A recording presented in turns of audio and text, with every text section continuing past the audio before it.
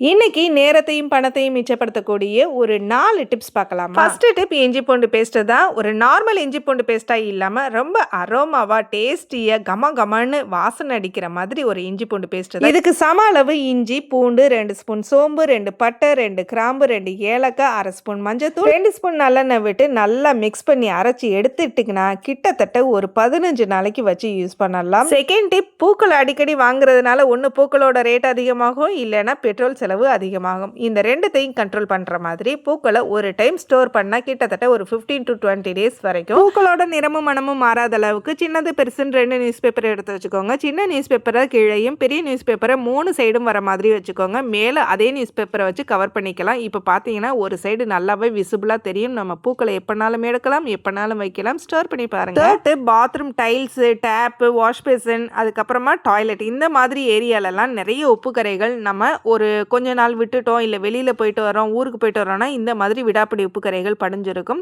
இல்லை ரொம்ப நாள் யூஸ் பண்ணாத இடமா இருந்தாலுமே இந்த மாதிரி உப்பு கரைகள் படிஞ்சிருக்கும். இந்த விடாப்பிடி உப்பு கரைகளுக்கு நான் கிளீன் பண்ணக்கூடியதான் ஃப்ளிப்கார்ட்டில் வரக்கூடிய அந்த ஆஃபரில் வரும் இல்லையா, அந்த ஒரு டாய்லெட் கிளீனர் தான், வேற ஒன்றும் இல்லை. வாஷ் பேசினில் லிக்விடை ஊற்றின கையோட வெறும் கையிலே வாஷ் பண்ணிடலாம். ரேஷஸ் இந்த மாதிரி எந்த ஒரு ப்ராப்ளமும் வரதில்லை. தேவைப்பட்டதுன்னா ஹேண்ட் க்ளவுஸ் கூட போட்டு யூஸ் பண்ணிக்கோங்க.